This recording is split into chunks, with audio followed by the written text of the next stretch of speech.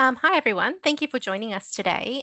My name is Sarah, and I am part of the membership team here at Diabetes Australia. It's great to be here for the Health Hour this week, which is called Health Coaching with Beck. And this week's topic is mindful eating for diabetes. For those who don't know, Beck might be joining us for the first time. She's a resident accredited practicing dietitian and health coach with over 20 years experience working with people living with diabetes. For our regulars, it's great to see you all and welcome back. So as always, we have a little bit of housekeeping. Today's session is being recorded and will be available on Diabetes Connect. So please turn off your camera if you prefer not to be visible, but you're welcome to leave your camera on if you'd like, but it's not compulsory to have it on. We encourage questions, so please feel free to use the Q&A function or raise your hand if you'd like to come off mute, and Beck will go around and ask all everyone's questions.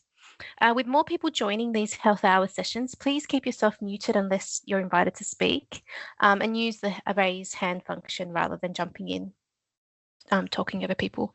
To make sure everyone gets a chance, please keep questions and comments brief and to one at a time.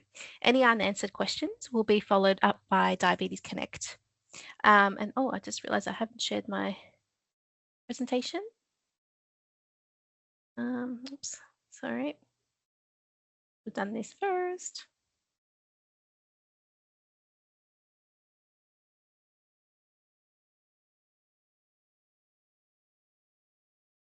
Don't know why it's not coming up. Is that the slide? It's not coming up on my screen. That's okay. That's all right. Just keep going, and then I share this, but it's not in the full mode for some reason. Don't you love technology? No, now you see my screen, don't you? Okay, let me just get out of this. Sorry, should have probably done this first. That's okay. I might have to present it in this view if it's not working. Sometimes Teams can be a bit funny and not want to play. Okay. Well, part of today's mindful eating is about, it's not perfection. It's about progress. There you go. We're not perfect when we present. No exactly. Such thing as perfect. Oh, look at that. Well, they llamas. It's as best as it's going to do today. Finally, if you have a few minutes after the session, we'd love to hear your feedback. So we'll share a little QR code at the end for a quick survey. And also a quick reminder, while Beck is a accredited dietitian and health coach, she cannot provide personal medical advice. So please speak with your GP or dietitian for any medical concerns. And now we'll move on to, I'll read our acknowledgement, Diabetes Australia Acknowledgement of Country. So Diabetes Australia acknowledges Aboriginal and Torres Strait Islander peoples as the traditional owners and custodians of this country. We pay the utmost respect to them, their cultures, and to their elders, past and present. We extend that respect to the Aboriginal and Torres Strait Islander peoples here today. Diabetes Australia is committed to improving health outcomes for all Aboriginal and Torres Strait Islander people affected by diabetes and those at risk. And with that, I'll hand over to Rebecca to start today's webinar. Thank you, my wing lady, Sarah. And what I might do, did you want to share that next slide, and then you can hop out of share mode. But I just want you to consider this, and this is just to paint the picture of today, that it's not always about changing what you eat. And how many times have you been told that, or do you tell yourself all the time, I need to do this, I need to change that? It's not always about that. It's also to consider it's about changing how you eat and how you think about food. And it could also be how you think about your diabetes, because it's how we interpret situations that really has a big impact no matter what you eat. So that's the start of painting the picture for today. I'm just going to go into one more slide. If you could go next, Sarah, just to explain a bit about what is mindful eating, and then I'd love to hear from you all about what your experiences are. I have a lot of tips and tricks to offer, but as you know, those who have attended my webinars, it's really important to hear about your experiences, because you are the experts in your own life. You've lived with diabetes, you've lived all these experiences, so it's really good to hear what you have succeeded in, maybe some of the struggles, maybe we can help each other along the way. So what is mindful eating? It's not just sitting here going, and eating. It's not about that. It's about paying attention to the food we eat and our body signals. And that's not always easy. I know I'm a busy busy single mum working a full-time job, and I'm often shoving things in my mouth and not even really thinking about what I'm eating. And I've set a little goal for myself, which I'll tell you later on. It's eating with awareness. So, like I said, not on autopilot. So, thinking about what's going in your body. And why that's important is because it can help us with satiety, that feeling of fullness. Okay. And so, if we eat more mindfully and slowly, we're more likely to digest the food slower, and then we feel full. And it's responding. This is probably the most important thing that I've seen over my almost 23 years as being a diabetes dietitian, is helping people respond to blood sugars and respond to their food intake, their food diaries, with curiosity, not criticism. And I've said this in previous webinars that self-criticism needs to be replaced with more kindness to yourself and self-reflection.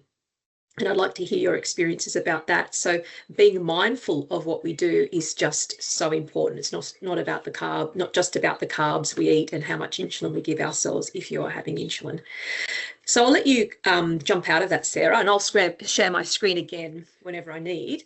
But I'd like to hear about from you all. What's your experience with mindful eating? Is that something you've practiced? Do you feel that you're out of habit with it? Have you had successes? Over to you all. I'm going to have a sip of my coffee. Any experiences? Oh, hey, Jocelyn. Good morning, everybody. I haven't really given the mindful eating a fair go, I will admit that.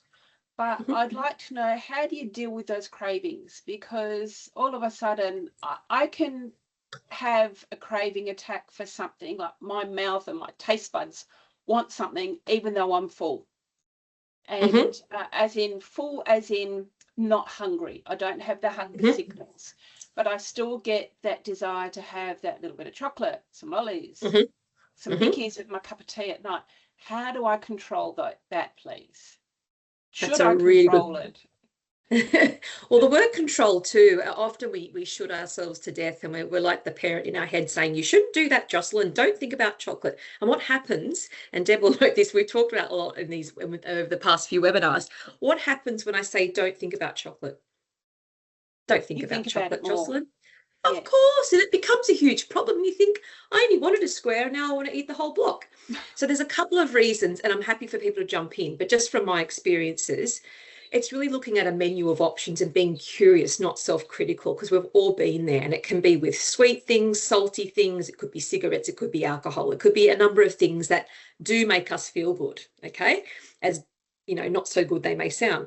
But sugar cravings can be, and I think you've raised a really important point, Jocelyn, because the first thing to consider is, am I full? Have I eaten a balanced meal? And you said you're full, because one thing that I find with people is if you haven't eaten enough protein or maybe enough carb, that can cause cravings. But let's tick the box that you've eaten a balanced meal. There shouldn't be a problem.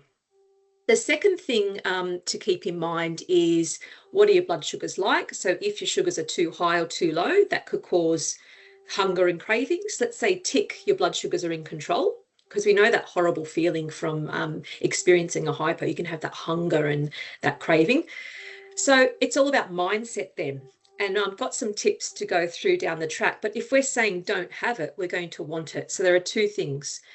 Changing how we say something, what we say about it, but also secondly, distraction. So rather than thinking about chocolate, I've had patient clients distract themselves with something else. So the first thing is, it takes about 20 or 30 minutes for that brain to register that you're full. So as soon as you finish, it's about distracting yourself. It might be going and having a shower, watering the garden if it's not too late. It might be having a soak in the bath. It might be, I had one lady playing Candy Crush, which is a little game, and that used to distract her. But some form of distraction.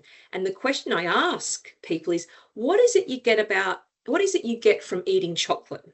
And if people say comfort, makes me feel good, how can you get that same feeling without the chocolate?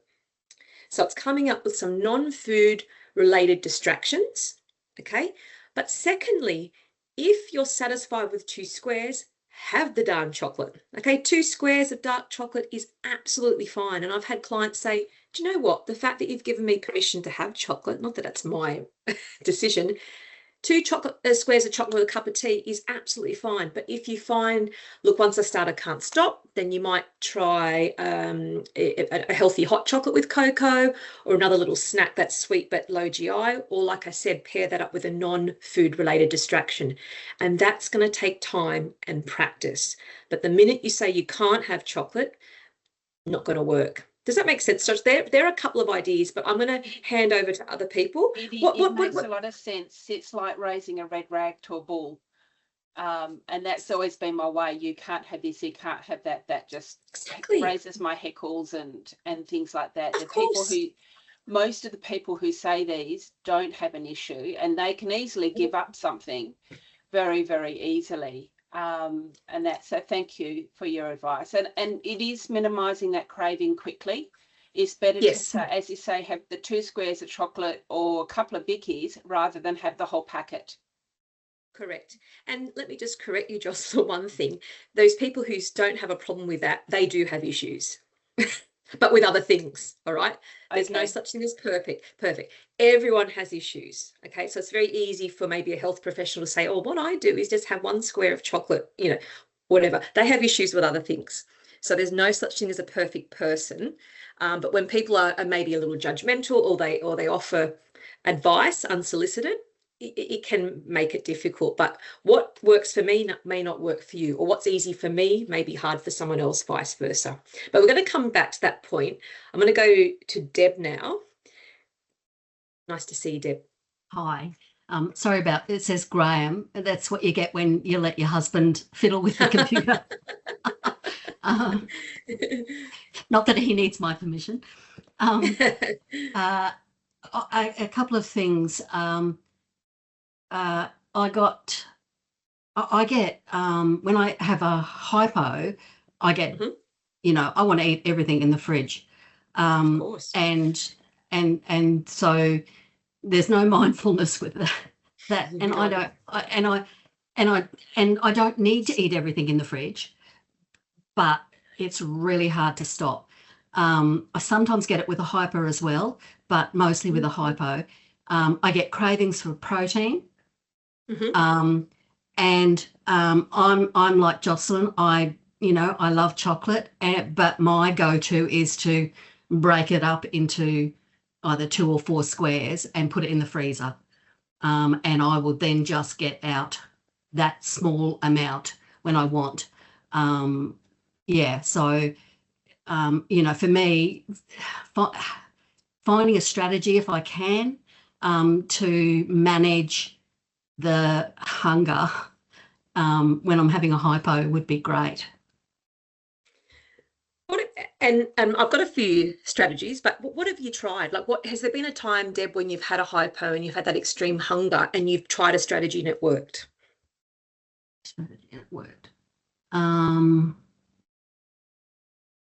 Other than tying your hands. Not that I would say. I'm sure there's a time. That's why I always ask. Do you see these webinars? It's asking I'm sure there's something. Has it worked? Yeah, there probably is. If I'm really, and it might be the middle of the night, so that's an added dimension. But yes, if it's in the daytime, then I'll do the formula of 15 grams of quick acting carbs, and I'll actually dish it out. Yes. So I know that's 15 grams of quicker acting. Leave it 15 minutes. If everything's working well, then I'll have 15 grams of slow acting carb. Slow acting. And again, I'll measure that out rather than just eating. Oh, it's easy just to. And then I get the. Then I get the roller coaster. And you're chasing your tail for the rest of the day or 2 days. Yeah. Do you know what? Look, the thing that can work, and this goes back to what Jocelyn's saying when we talk about distraction. So you knock the hype on the head. You have your fast acting carb, and I've said in previous, and I can put this in the forum after, the Hypo Duo is what we sell on the website on our diabetes shop, which is a quick acting and a long acting carb, and it's in a little sachet. You know that the little yogurts you get in the little pouch, And the first one is really sweet. It's a liquid. And so you know the dosage, it's pre-dose. So then you're not panicking and going, how many jelly beans do, I mean, if I was having a hypo, I'd just, you know, so that can help. But the second, and then what you do, wait the 15 minutes, and then the long acting is also pre-dosed. So then we're not going overboard, especially if we're hungry and you have one piece of toast, whole grain toast, if you're wanting more than that.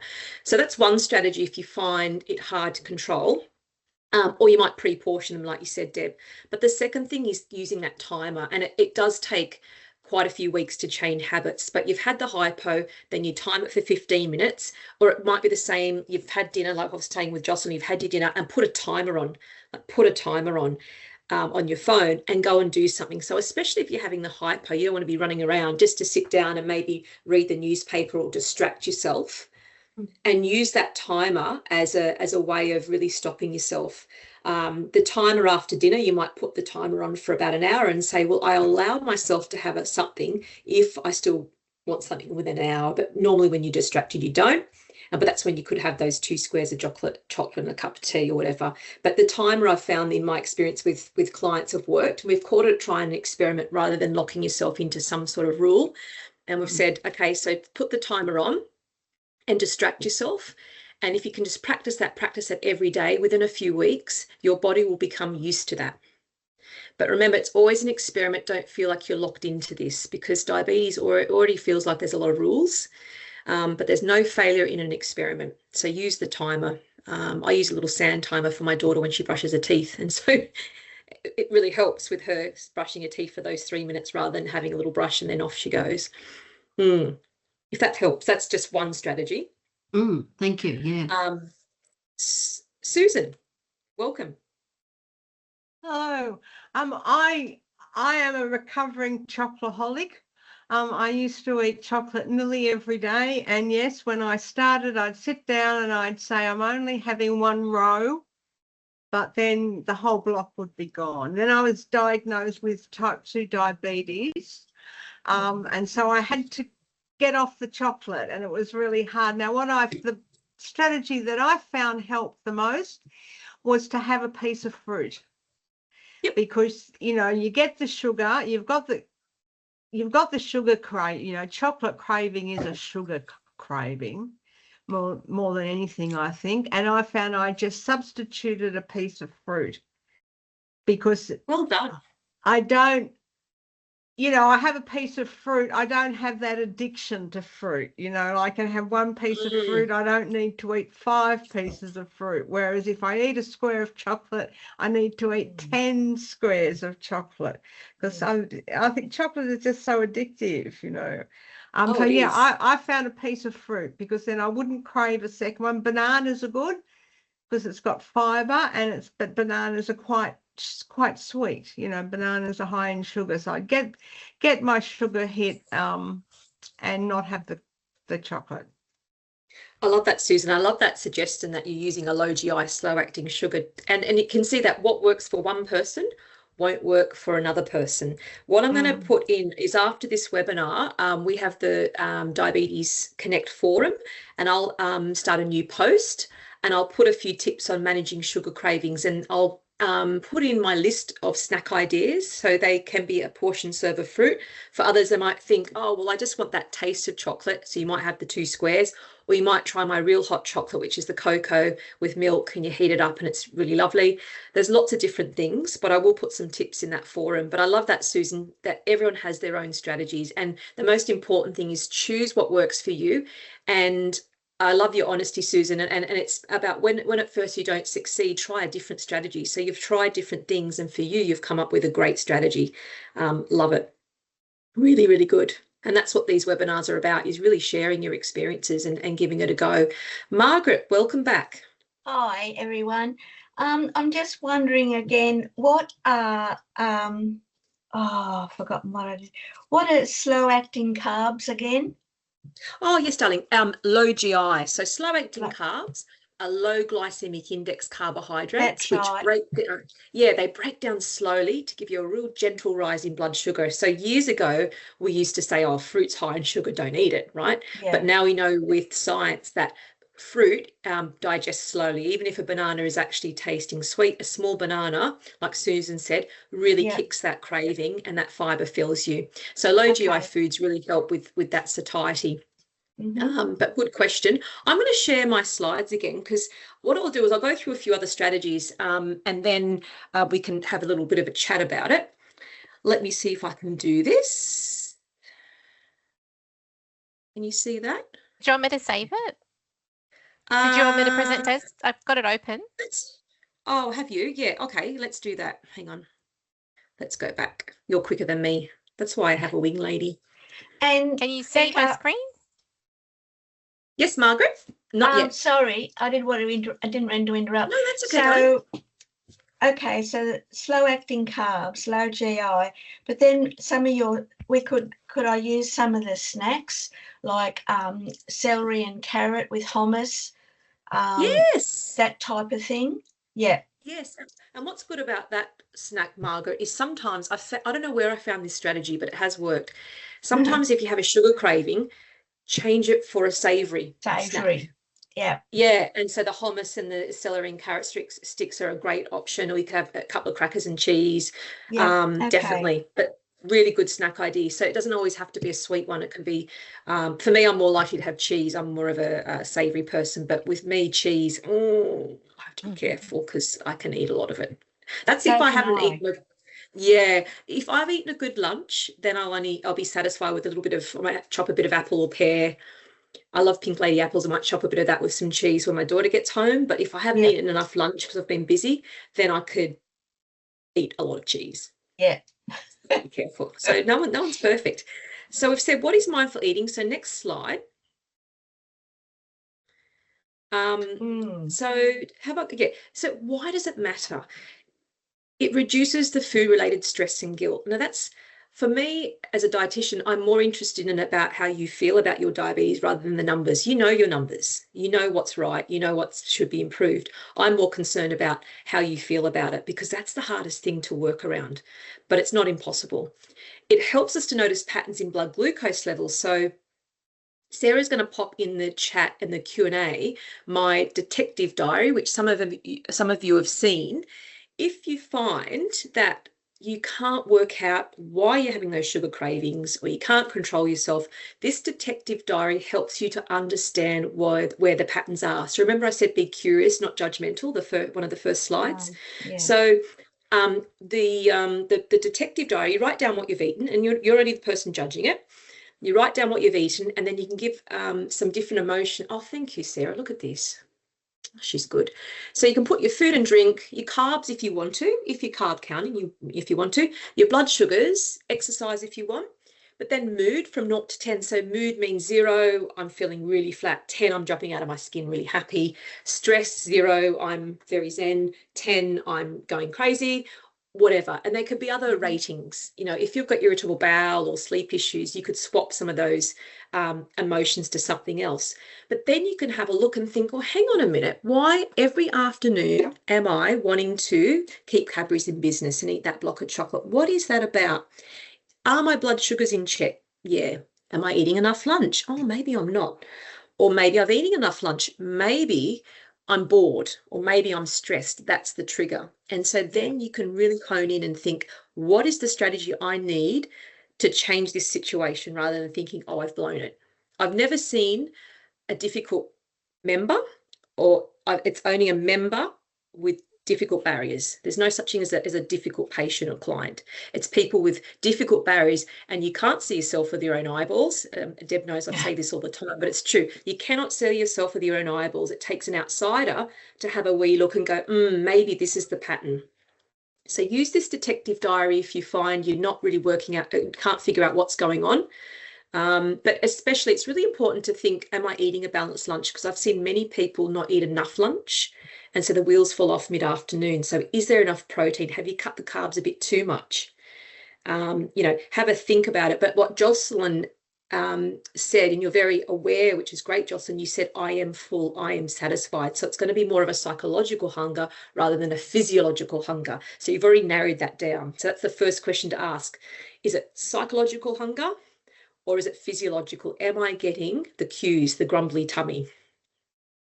But hormones, you know, whether you're going through menopause or menstruation, hormones play a part too. Hormones play a part in how we're feeling, our hunger, our cues. So we'll come back Sorry, out of Beck, that. my Teams just doesn't want to play today. I can't upload the document, but what we'll do is we'll share everything Oh. on Diabetes Connect Yes. after the That's okay. the session. So It's not letting me upload it and sharing it. That's okay. Well, I'm going to share this. Let's have a Let me wee go look. back. Oh, whoops. Present. Oh, did you want to? Yeah, hang on a sec. Oh, here we go. Yeah. So I've just said this, that hunger isn't just physical. So remember from that diary, you can look at, is it stress, emotions, routine? Am I out of routine?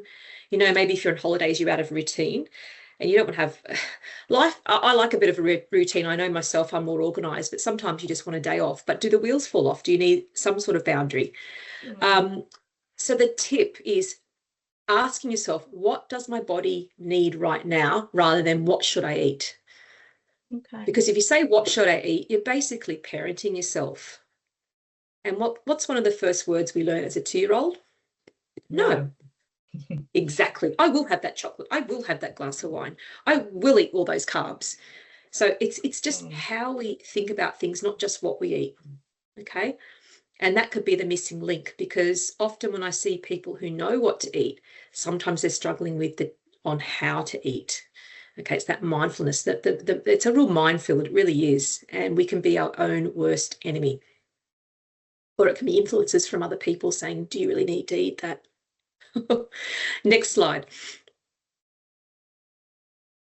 So positive reframing. So it's not about being Pollyanna saying, oh, the world's wonderful. I'm not saying that. This is about positive psychology, and there's decades and decades of evidence to suggest that if we reframe things in more of a solution-focused way rather than problem-focused, it will actually create success, because what we track is what we get. If we track the problem, we'll get more of it. We've got to track the solution. So blood glucose numbers, remember, it's feedback. It's not a judgment. Okay, so I got a 12.8 this morning. What's that about? Maybe I need to get that detective diary out. What is that about? So mindful eating encourages patterns such as timing. So am I eating at the right time or just all over the place? Portion caution, or do I have the issue of portion distortion? So I have that with cheese if I'm hungry, portion distortion.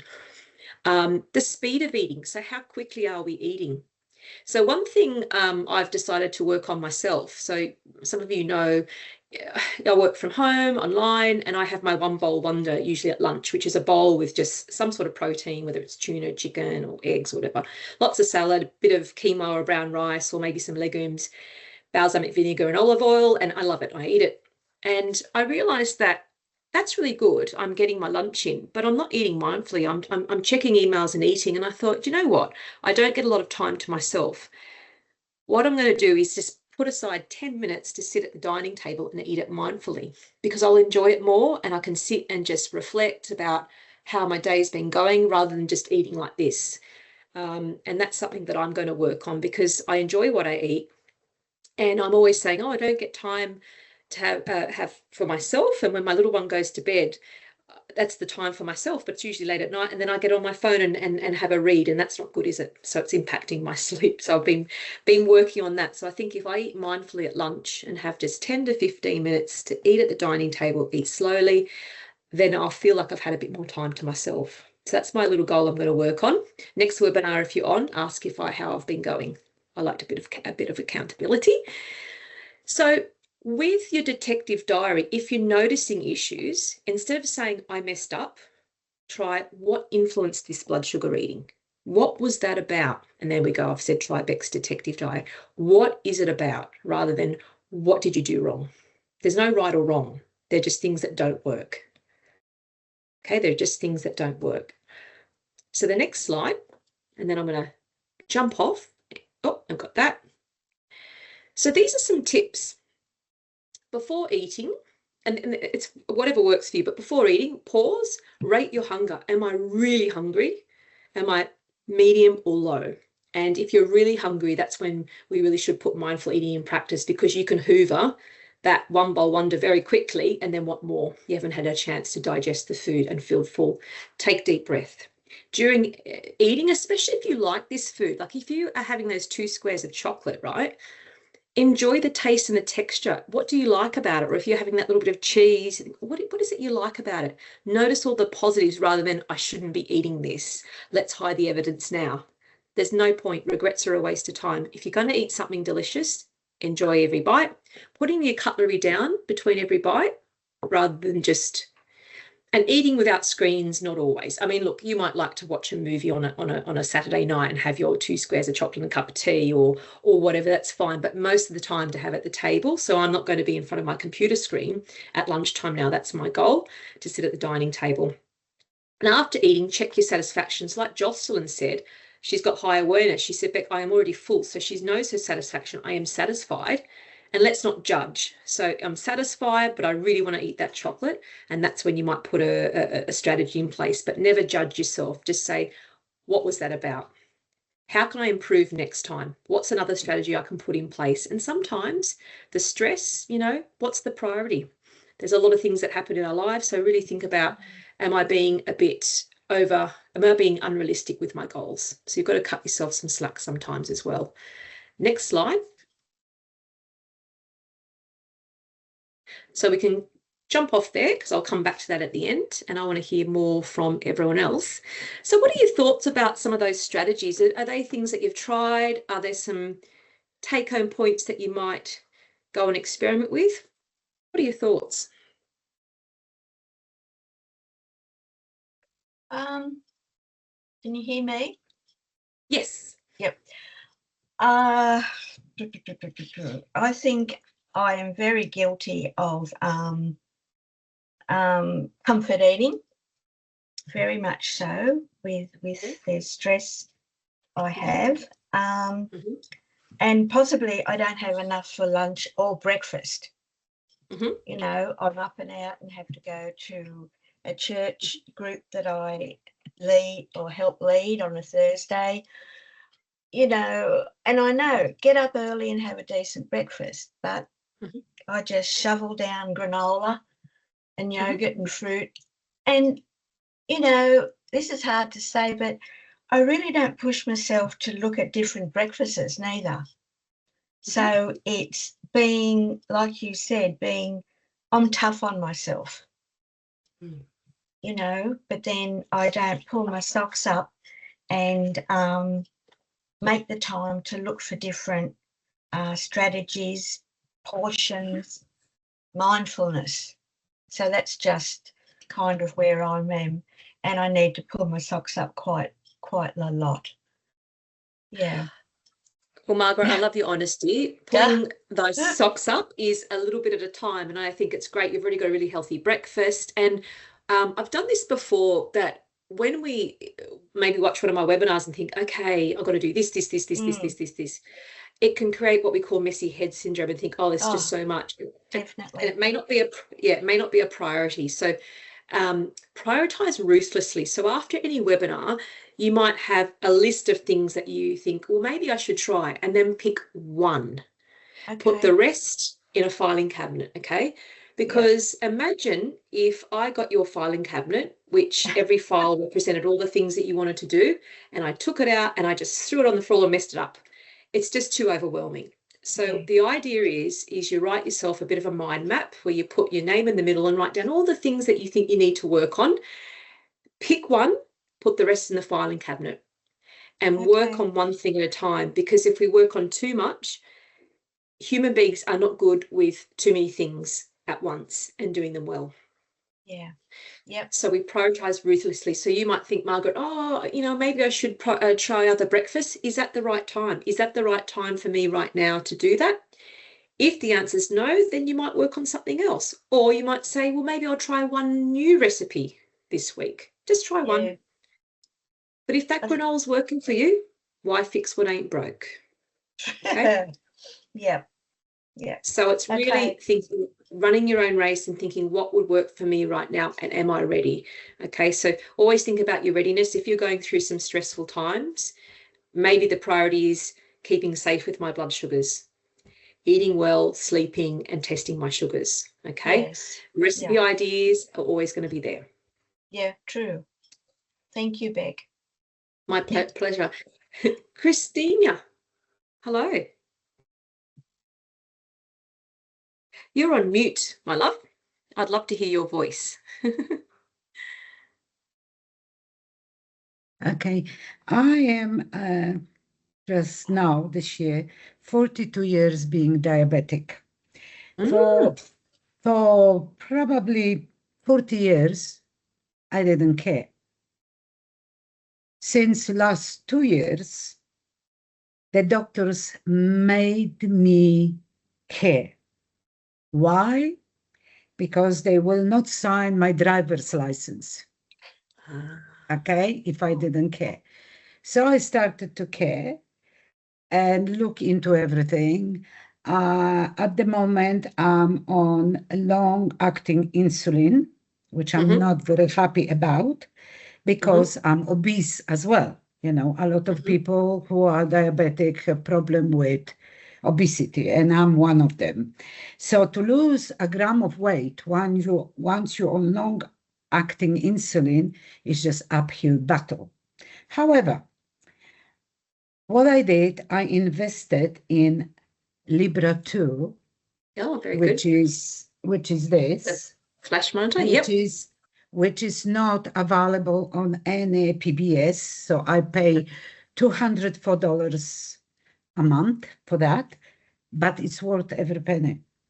What you were describing, you know, the things that you check everything, it's very hard to check it if you prick your finger because you pass the moment. On this app, I have an app that measures my sugar every minute. I can see the curve, sugar going, whatever I eat. And thanks to this, I was able to kind of throw out even food that was suggested by diabetic doctor to me, because as you said, everybody is different and I react different. If I had a banana, half a banana, my sugar climbs to 20. It goes down because I'm on insulin, but I don't want such a peak, okay? So banana is out. However, raspberry or any other berry, it climbs, but kind of 9-ish, okay? Yes. So I have to be between 4 and 9. That's a green line. So I'm trying every food and I'm writing down, okay, that's not good, but that is good. So like you suggested, a diary, slightly different, but that's what I do. However, once you said about mindful eating, I started to do that 2 weeks ago. And however hard it was to lose weight, I'm doing it now. It goes like 50 grams sometimes, 100 grams, but it's downward. The trend is going down. Thanks to mindful eating, because I was the shoveler. Okay, quick, don't have time. Now what I've done to make it slower, I learned how to use chopsticks. And I eat with the chopsticks. I tell you, that slows you to nearly zero. That's a great strategy. That's a really good strategy. I'm doing with chopsticks. I'm doing with different foods. I test them. For example, I love, pasta. Love pasta. Now I can't have it. Pasta spends me up to 26. It's just too quick. So I thought, oh, what's the pasta? Cognac pasta. So now I have pasta that sends me only to 8.5. Well done. So I do the pasta with a little bit of protein and a lot of salad and all of that. And I have to say that I'm going downward with my weight. It's no big deal. In 2 weeks, I lost just about 1.5 kilos, but I lost it. I didn't stay. I'm going down. It's a trend going down. So happy. And that mindful eating helped me very much. Well done. Okay? So that's what Look, and I Christina, don't eat any snacks. I eat Yep. enough with my chopsticks till I'm actually I full. love that strategy. I notice when I'm full, and sometimes there is stuff in a bowl, and I'm thinking, Left in the bowl. no, I'm full. I'm not eating anymore. So that I'm happy. I'm very happy with the mindful eating. That made it Christina, happen. I love your story. And there are three things that you've done. First of all, you've discovered why. So you did care. You just needed a reason. And your reason was to keep your driver's license. So most people won't do things for health's sake. They'll do it for what they get from it. So for me, I am healthy because I want to see my daughter grow up till a very old age, because I'm an older mum. I had her at 44. So my reason for being healthy is to see her grow up. Other people eat healthy to stay out of a nursing home. Other people want to be healthy so they can lose weight, so they can get in and out of the caravan and go caravanning around Australia. So I've never ever seen a lazy person or someone who doesn't care. You had to find a reason. So that was beautiful. Secondly, you've changed what to eat. So you like pasta, but you looked for an alternative. Brilliant. And lastly, you've actually improved how to eat. You've used these chopsticks, which I've written down as a great strategy to practice mindful eating. And those three parts of the formula, you need a why, you need a reason to change, you need to know what to eat, and you need to know how to eat. So that's the recipe, that formula to get the weight coming down. And you've got a really positive spin on it. You said it's about seeing the trend going down, not about the number as such. And it's like the Libre, you can see the trend going up or down. So brilliant story. So thank you for sharing. Loved it. Now we have Susan. Hi, everyone, and congratulations, Christina. Yeah. On the pasta subject, which is not what I was going to talk about, I have discovered Smart Pasta in the supermarket, and it's a high protein pasta, and I've had much better results with the Smart Pasta. But what I wanted to say was mindful eating, yes, and no screen time. I always ate my dinner watching the evening news, sitting on the couch, and then I switched to sitting properly in a chair, and the trigger was not diabetes, but diverticulosis. I also have diverticulosis, and the doctor said, eat sitting up properly. Don't slouch while you're eating. And so that was actually the catalyst that got me sitting in a chair. And I have found a vast improvement in my digestion. I eat slower, because on the couch, I'm just shoveling it in, not really thinking. I'm watching the news. I'm not being mindful. I'm watching the news. I'm not thinking about what I'm eating, but sitting properly, maintaining good posture in a chair.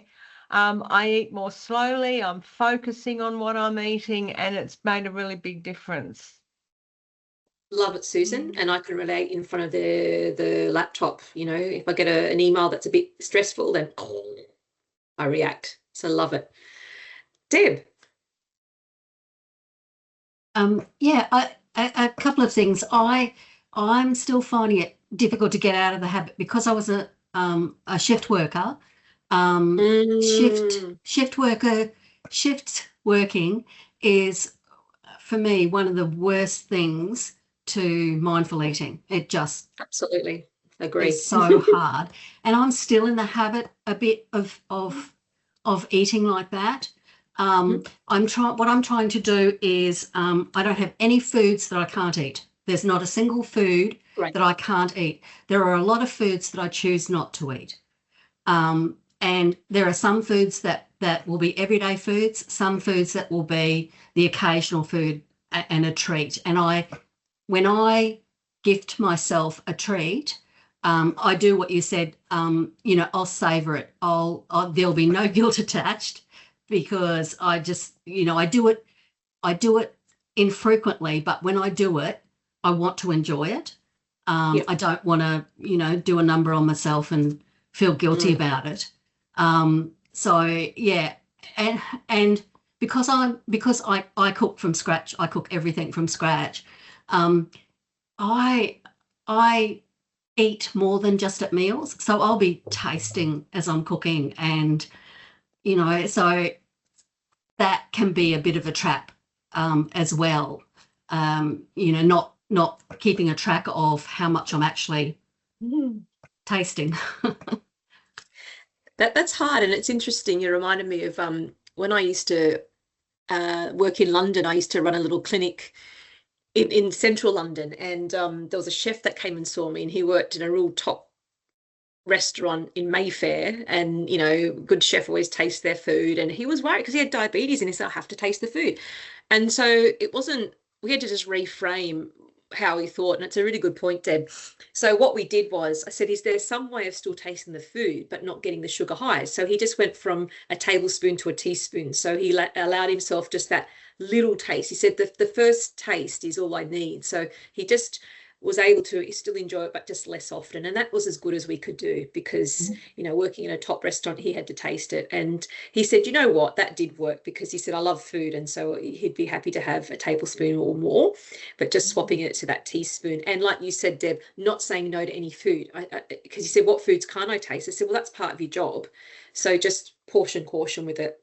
But then he came back and said, you know what, I've actually got a couple of apprentices. And so for some of the foods, I asked them to taste it. He said, I was just in denial. So once he could see the success, we call it pathways thinking, where there's a will, there's a way. So once he started seeing successes, because he had this, we call it a paired association, chefing equals unhealthy behaviors. And he had this belief he could never control his diabetes. But when we looked at it differently, you can have teaspoons rather than tablespoons. Then he had more ideas of how he could manage it and get the apprentices on board and asking them to taste it, etc. So yeah, so you've got it, Deb, in terms of not saying no to anything, allowing yourself to have everything, but just that mindfulness. And it's what it is. It's not just what we eat, it's how we think as well.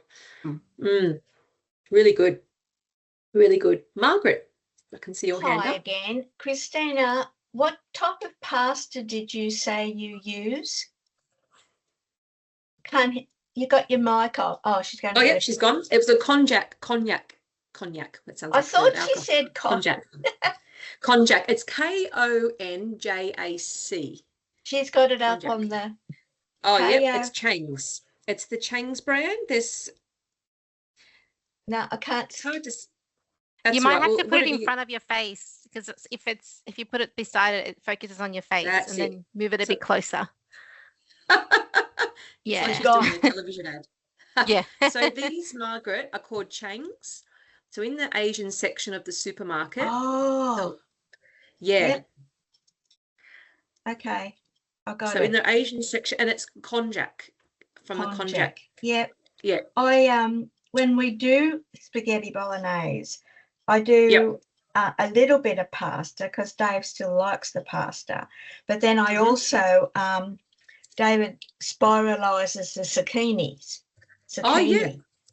And I have a little bit of pasta, but the majority is the zucchini spiralized. And it is really nice. It is. It's it's a good idea. It really is, like any of the spiralized noodles. Yeah. I'm just going to put in here. There's but you have to buy this. Not the noodles, Beck. An actual zucchini. Yes. Is that what you meant? Yeah. Well, I call them zoodles. Zucchini noodles. Okay. Yeah. And what I'm going to do is I'm also going to put in here, I've written konjac noodles, but also in the chat, there's a company called Keto. Yes. Deb put me on this. Keto noodles and pasta. It's a bit more expensive, but you can buy them online. If you feel like, I think the zucchini noodles and all that are great, but if you get a bit sick of that and want something a bit different, these are I've just put it in the chat, but in the Asian section of the supermarket you can also find Asian like as Christina. well. Okay. Yeah, what Christina said, there's a thick one, she had the thick ones, and then there's thinner ones. The thick ones are lovely, But it'd be better to have the thinner ones. Whatever works for you. You're very diplomatic. Thank you. Got it. My pleasure. Christina. Rebecca, I did check the ones that you recommend. I bought it. Yep. However, my spikes in blood sugar were much higher than the Interesting. cognac noodles, if you care about that, because I Okay. really have to keep that sugar level so low. So, Yep. That's the only difference. Wasn't much difference, was okay, but like this spikes me till up to 8. The other spiked me to 10, but that's me personally. Okay, just to let you know. But everybody is different. My sensitivity to carbohydrates, well, not really every carbohydrates, is very, very high. Anything, I smell a cake and I'm spiking.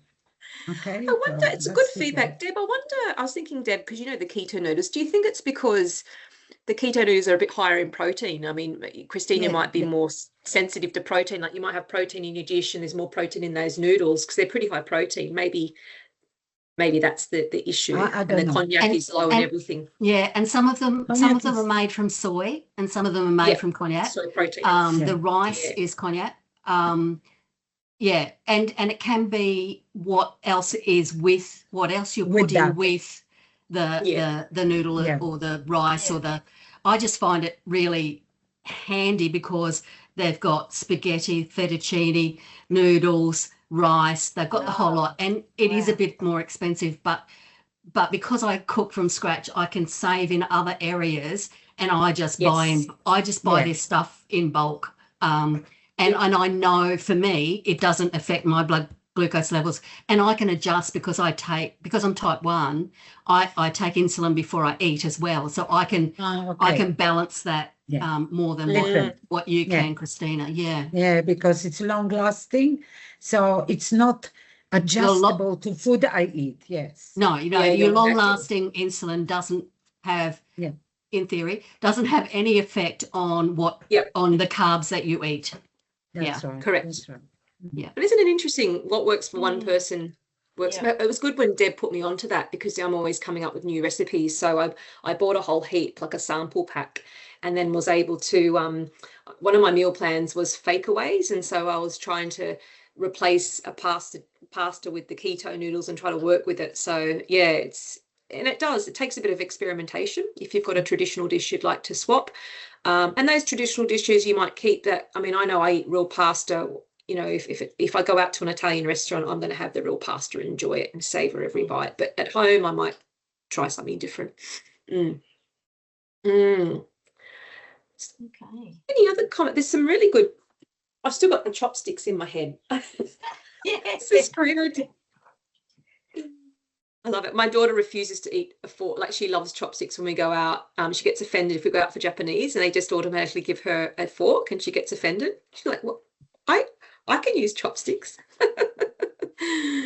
We do sit there for a long time, but that's mindful eating, isn't it?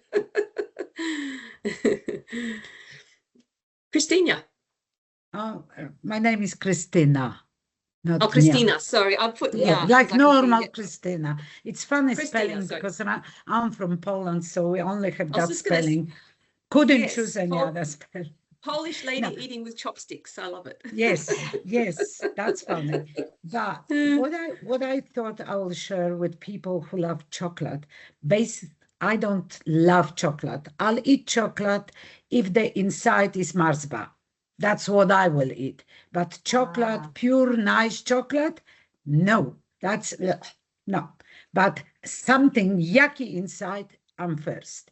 So those Mars bars, they constantly on my mind when I see them for $1 in Woolies. Oh, so cheap, I could buy some. No. So what I do, I use a lot of chia seeds and I check that they don't spike me. So I do basic $2.60 cream cheese, the Woolworths brand. I put chia seeds and I put cocoa powder and xylitol. And I mix Oh. this, blitz it, and it becomes chocolate cream pudding. And I Wow. can't eat a lot of this because It's filling. the cheese is very filling.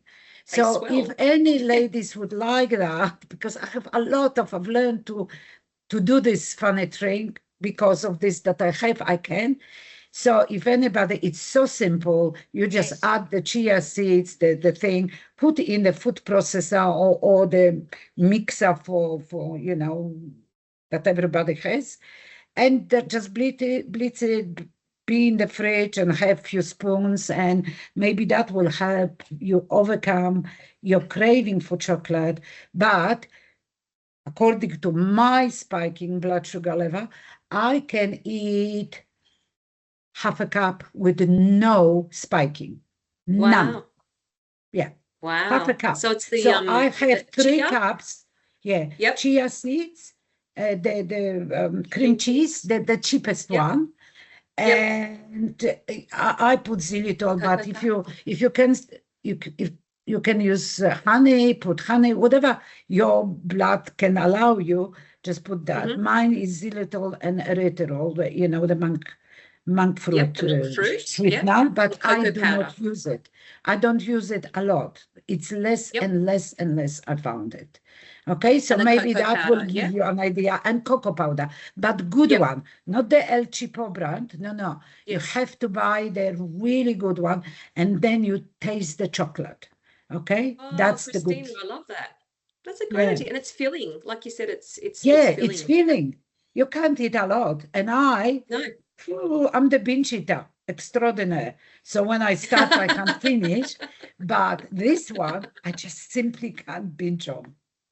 Have you got a name for it? It's like a chocolate, I don't know. creamy chocolate Chia mousse or chocolate thing. something. You probably get Chia it off the internet. Yeah, because I got it once Christina's- a long time ago. It's not my Christina's invention. chocolate chia. Chocolate treat. chia pudding, yes. But I Ah, do it Christina's with the chocolate very chia pudding. basic. Yeah, Love it's it. really good, tasty. Oh, it sounds good. I'm going to try it. I am too. Margaret, did you have a question, darling? I was just going to ask Christina the amounts that she uses, like the recipe, like how many chia seeds, Mm. how much cream. Okay. Yeah. So chia seeds needs liquid. So Yes. just the cream and chia seeds will not do much because there is not enough liquids. So what I Mm. do, 2 tablespoons of chia seeds Yeah. and water, maybe half a cup, Half a Right. cup. and stir it and leave it alone. It will form a jelly-like substance, Yeah. and Mhm. only then add it to the cheese. Okay. A tub of And cream when you- cheese? The tub of cream 250 cream cheese, Between 50 the grams. 250 grams cream cheese. But Yep. again, because I'm telling you 2 tablespoons, not proper measurements, add Yeah. the cream cheese in batches. Don't put everything Yeah. because it could be too tough or too loose. You want to have better So consistency. if it's not creamy consistency, add water, not milk, not Okay. nothing else. Just a Okay. little bit of water, mix it. Once the Okay. consistency is up to your liking, throw it in the blender with the cocoa and the substitute to sweetness. Okay. And then your sugar substitute. Love it. I'm going to Yeah. try that. That'd be a Oh, great one to feature in one of our upcoming circle In magazines. Harvest. Yeah. Oh, Harvest, yeah. One of our recipe Yeah. books. Yeah. So that is satisfying, Yep. and Miss Binge Eating cannot binge on it. So this is really top mark for me. You can't have Miss that with Binge chopsticks Eating though. Christina. No. No. Oh, you actually can. You Oh, actually really? can. It's tricky enough to do it with I guess chopsticks. with the Even chia one. seeds, yeah. Even one chopstick. There is a saying that, of course, it's not true, but it's a saying. Confucius says, if you eat with one chopsticks, you never be fat. So I eat with That's 2 right. chopsticks to lose weight. Yeah. Christina, is it okay if I play around with that recipe? And we have a harvest recipe book that we post every quarter. Can I acknowledge It's you? and- yours. It's yours. Do what you want and try it the best way. It's going to be called Christina's Chocolate Chia Pudding. And then I'll acknowledge you. It's not mine. I cannot take an edit Oh, for no, it no, no, because no. it's on the net. I it's just on the did net. it for myself, For yourself. how I like it. I like it, but you've modified it, so Yeah.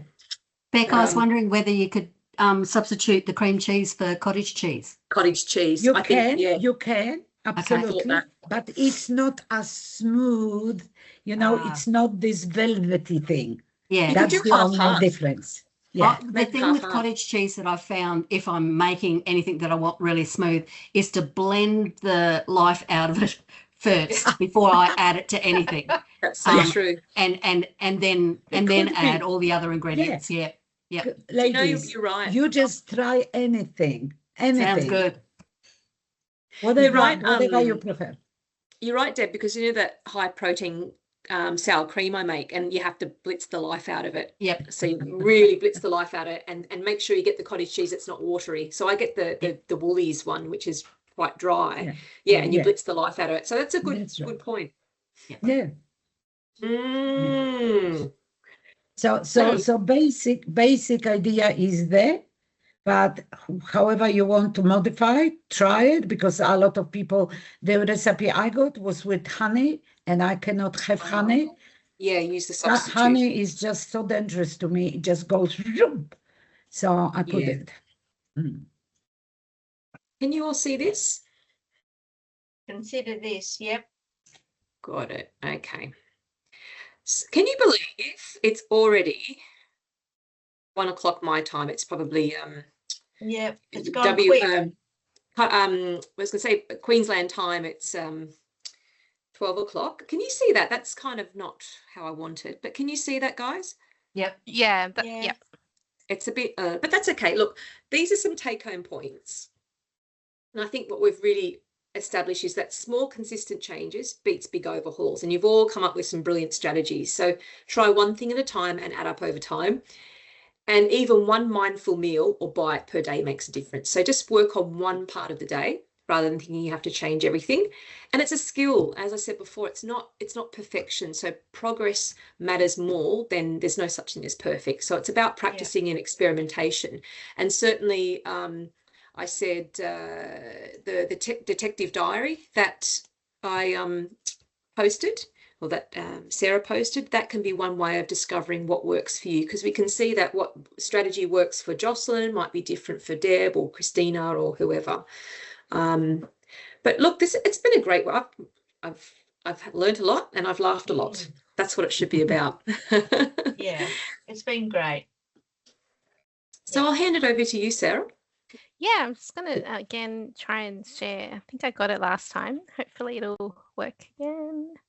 Just share my screen so you can hopefully access. Oh, no, I can't see that screen. Yeah, it's doing a bit of fun. Yeah, Teams has been a bit funny today. It's got Monday-itis. Oh, here you go. Can you see my screen? Yes. With the little QR code? Yes. Yep, I can't see it, so it's disappeared on my screen. It's there. Yeah, oh, great. So well, thank you everyone again for joining us today. And we hope you've all gotten some helpful information out of today's webinar. The recording will be up on Diabetes Connect soon, along with the little tracker diary that Rebecca had we were trying to share, but it wasn't working. So we'll pop all of that on Diabetes Connect. And if you have a few minutes spare, please scan the QR code on the screen. That should be on your screen now. And otherwise, check out our emails that will be coming through your monthly newsletters for upcoming events. And Thank we you very can much. thank you. We could even put that slide on the forum too, if someone. Yes, the slide and because it's got the little your little diary in there as well. So yes, you can just pop it all together. Great. Yeah, we'll put the whole presentation in that. Perfect. Yes. Great. Thank Thanks, you, everyone, and we'll everyone. see you next again time. soon. bye. Thank you. Bye. Bye. Thank you. Bye-bye.